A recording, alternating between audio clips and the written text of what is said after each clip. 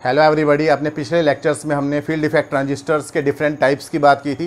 साथ ही हमने जे मॉसफेट को हमने डिटेल में स्टडी किया था, उसकी बाइसिंग को स्टडी किया था। अगर आपने वो वीडियो नहीं देखी है तो उसे भी ज़रूर देख लें, तभी आप इस टॉपिक पे आएँ। और आज का हमारा टॉपिक है डिप्लीशन टाइप मॉसफेट। तो मॉसफेट क्या होता है? एक टाइप का फील्ड इफेक्ट ट्रांजिस्टर है। फील्ड इफेक्ट ट्रांजिस्टर हमने बताया था 3 टाइप्स के होते हैं। एक तो होता है आपका J FET junction field effect transistor, दूसरा होता है आपका मॉसफेट जो आज हमारा टॉपिक है, इसकी फुल फॉर्म होती है metal oxide semiconductor field effect transistor, और तीसरा होता है आपका मैसफेट यानी कि metal semiconductor field effect transistor. तो हम आज के टॉपिक पे बात करते हैं। मॉसफेट हमारा टॉपिक है और मॉसफेट में भी डी मॉसफेट ये हमारा टॉपिक है। मॉसफेट 2 टाइप्स के होते हैं, D MOSFET and E MOSFET. D MOSFET यानी कि डिप्लीशन टाइप मॉसफेट और ई मॉसफेट यानी कि इन्हेंसमेंट टाइप मॉसफेट। तो आज हम ई मॉसफेट नहीं करेंगे, उसे हम अपने नेक्स्ट या उससे नेक्स्ट लेक्चर में करेंगे। और डी मॉसफेट को हम आज इसकी कंस्ट्रक्शन देखेंगे, वर्किंग देखेंगे, और ज़्यादा अगर बड़ा लेक्चर हो गया तो हम अपने नेक्स्ट लेक्चर में हम इसे पूरा समझेंगे। तो डी मॉसफेट भी 2 तरीके का होता है। एक होता है N channel D MOSFET. N channel का मतलब कि इसके अंदर जो इलेक्ट्रॉन्स होते हैं, फ्री इलेक्ट्रॉन्स होते हैं, वो चार्ज कैरियर्स होते हैं, उसकी वजह से करंट फ्लो करता है। और दूसरा होता है आपका पी चैनल यानी कि इसके अंदर होल्स की वजह से चार्ज का फ्लो होता है, और होल्स की मोबिलिटी इलेक्ट्रॉन्स की मोबिलिटी से थोड़ी कम होती है। इसलिए जो है हम एन चैनल को ज़्यादा प्रेफर करते हैं, क्योंकि ये ज़्यादा फास्ट एक्शन होते हैं और पी चैनल की कंपैरिजन में। तो हम पी चैनल को नहीं देख रहे आज, हम सिर्फ एन चैनल डी मॉसफेट को हम स्टडी करेंगे।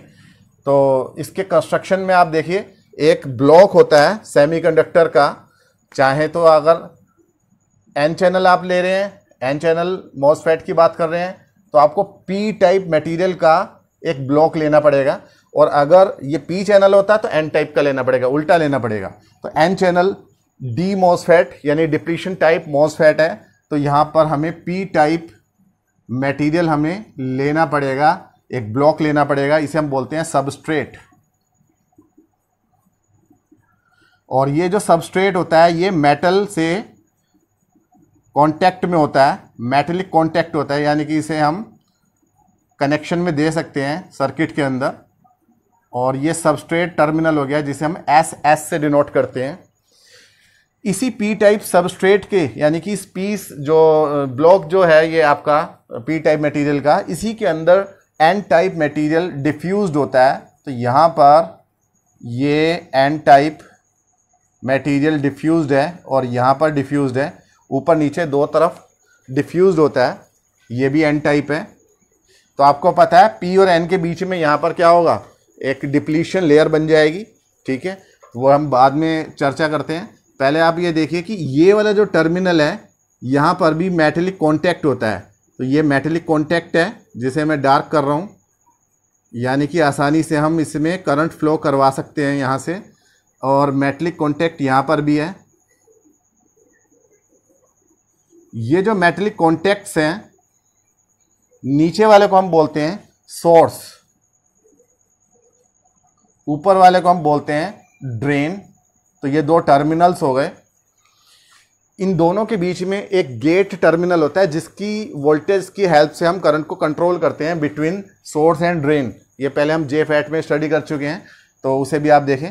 तो आज जो हमारा metal oxide semiconductor field effect transistor है, तो ऑक्साइड का मतलब क्या है? यहाँ पर ऑक्साइड का मतलब है सिलिकॉन डाइऑक्साइड। यहाँ पे SiO2 की एक लेयर होती है।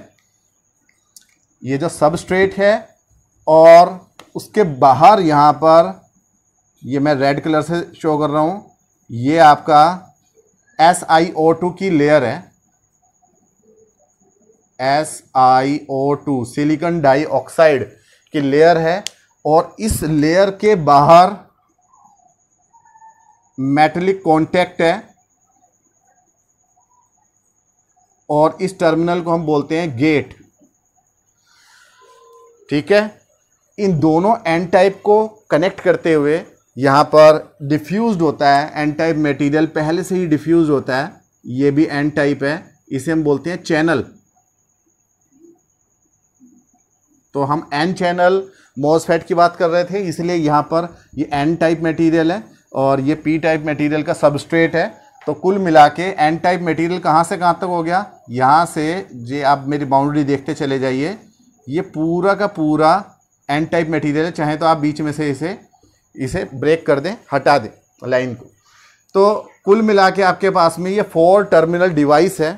4 टर्मिनल्स में से एक सोर्स हो गया जहाँ से इलेक्ट्रॉन्स मूव करेंगे, किस तरफ, ड्रेन की तरफ फ्री इलेक्ट्रॉन्स मूव करेंगे। एन टाइप मटेरियल है, इसके अंदर आपको पता है फ्री इलेक्ट्रॉन्स जो होते हैं वो मेजॉरिटी चार्ज कैरियर्स होते हैं, तो उन्हीं की वजह से करंट फ्लो करेगा। और ड्रेन की तरफ करंट फ्लो करे, ड्रेन की तरफ इलेक्ट्रॉन जाएंगे तो करंट का फ्लो ड्रेन से सोर्स की तरफ होगा। और गेट टर्मिनल की वोल्टेज की हेल्प से हम इन दोनों के बीच में करंट को कंट्रोल करेंगे। तो ये तो हो गया इसकी कंस्ट्रक्शन। अब आप इसकी बायसिंग करेंगे, इसे कैसे जोड़ेंगे, एक बैटरी की हेल्प से जोड़ेंगे सोर्स को ड्रेन के साथ में। तो ये हमने सोर्स टर्मिनल को यहाँ से थोड़ा सा रफ कर रहा हूँ मैं,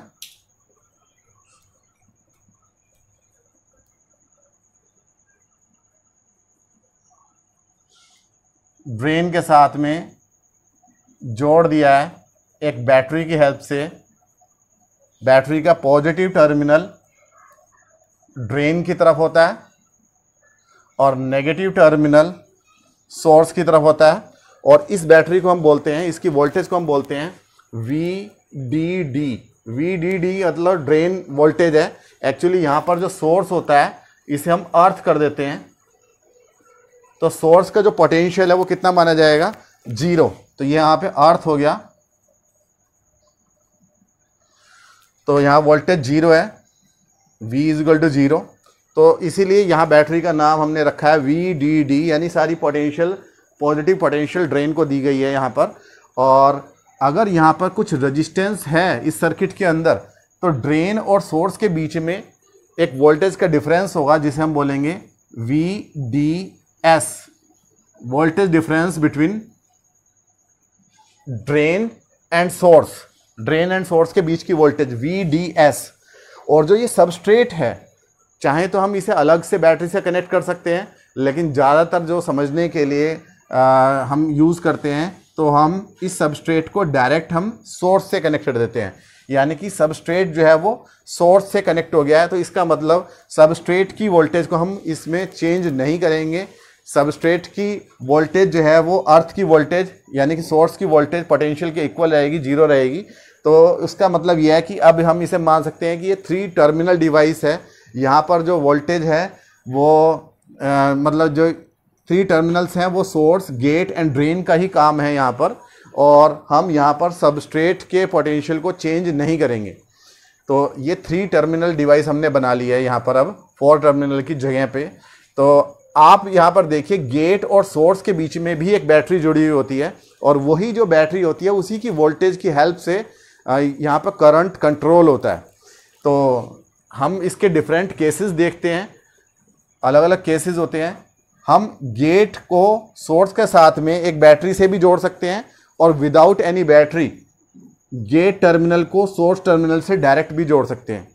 तो सबसे पहले हम स्टडी करेंगे जब गेट एंड सोर्स के बीच का पोटेंशियल डिफरेंस 0 है, यानी कि voltage between gate and source VGS, gate and source दोनों कनेक्टेड है, शॉर्ट सर्किट है, तो VGS कितना है, 0 है। तो तब यहाँ पर किस तरीके से करंट फ्लो करता है उसे हम स्टडी करते हैं। तो आप ये देखिए कि अगर हम VDD यानी कि इस बैटरी की वोल्टेज को 0 रखेंगे तो VDS भी कितना हो जाएगा, 0 हो जाएगा। और 0 होने का मतलब यह है कि पॉजिटिव ये जो ड्रेन है और सोर्स है इनके बीच का पोटेंशियल डिफरेंस 0 होगा। जब 0 होगा पोटेंशियल डिफरेंस तो कोई करंट फ्लो नहीं करेगा। यानी कि अगर VDS 0 है तो ड्रेन करंट भी कितना होगा, ID भी कितना होगा, 0। लेकिन जैसे जैसे आप VDS को इंक्रीज करते चले जाएंगे, यहाँ बैटरी को आप इंक्रीज करते चले जाएंगे, बैटरी यहाँ पे वेरिएबल पोटेंशियल की है, इसके पोटेंशियल को इंक्रीज करते चले जाएंगे, तो वैसे वैसे क्या होगा, ड्रेन करंट इंक्रीज होता चला जाएगा। शुरुआत में ये लीनियरली इंक्रीज होगा, ओम्स लॉ को फॉलो करेगा। उसके बाद में एक कंडीशन आ जाएगी, जब सैचुरेशन की कंडीशन आ जाएगी तो और ज़्यादा करंट नहीं फ्लो करेगा। तो हम शुरुआत की कंडीशन को हम देखते हैं। आप ये देखिए कि ऊपर पॉजिटिव पोटेंशियल है और नीचे नेगेटिव है, तो इसके अंदर फ्री इलेक्ट्रॉन्स हैं, ये फ्री इलेक्ट्रॉन्स हैं। और वो फ्री इलेक्ट्रॉन्स जो हैं वो ऊपर की तरफ मूव करेंगे पॉजिटिव पोटेंशियल की तरफ। फ्री इलेक्ट्रॉन्स पॉजिटिव पोटेंशियल की तरफ मूव करेंगे, यहाँ से इस पॉजिटिव टर्मिनल में एंटर कर जाएंगे बैटरी के, और बैटरी के नेगेटिव टर्मिनल से इलेक्ट्रॉन्स निकल के वापिस सोर्स में से होते हुए वापिस चैनल में आ जाएंगे। तो इस तरीके से सर्किट कंप्लीट हो जाएगा। इलेक्ट्रॉन्स का फ्लो क्लॉकवाइज होगा, तो करंट का फ्लो कैसा होगा, यहाँ पर अगर आप देखें तो ये करंट का फ्लो होगा। ये जो मैंने अब बनाया है ये करंट का फ्लो हो गया।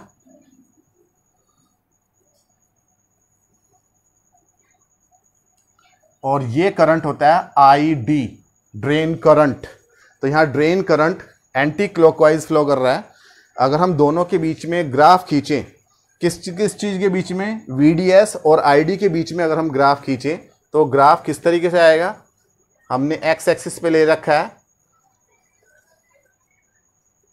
VDS और वाई एक्सिस पे हमने ले रखा है ID।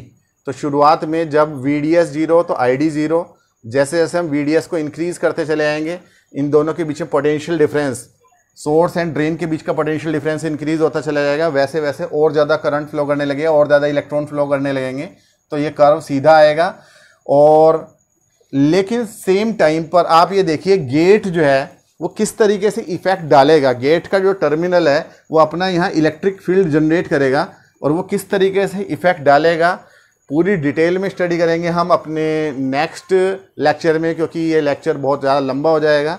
तो हमने यहाँ पे पूरी कंस्ट्रक्शन हमने समझ लिया है। लेकिन जब गेट टर्मिनल जब अपना फील्ड प्रोड्यूस करेगा तो ये कर्व जो है ये स्ट्रेट होना शुरू हो जाएगा, एक सैचुरेशन की कंडीशन आ जाएगी। तो ये सैचुरेशन की कंडीशन बिल्कुल वैसे ही आती है जैसे JFET में आती है, और इसे हम बोलते हैं सैचुरेशन करंट IDSS। तो ये तब के लिए है जब गेट एंड सोर्स के बीच की वोल्टेज यानी कि VGS कितना है, 0 है। और अगर हम VGS को चाहें तो नेगेटिव कर देंगे तो कर्व नीचे की तरफ आएंगे, और अगर जो है हमने इसे पॉजिटिव कर दिया तो कर्व ऊपर की तरफ आएगा। तो कर्व किस तरीके से हम ड्रॉ करते हैं ये हम पूरी डिटेल में स्टडी करेंगे। ये ऐसे ही क्यों आया है, सैचुरेशन की कंडीशन क्यों आई है, ये पूरा हम स्टडी करेंगे अपने नेक्स्ट लेक्चर में। आप ज़रूर देखिए। तब तक के लिए थैंक यू।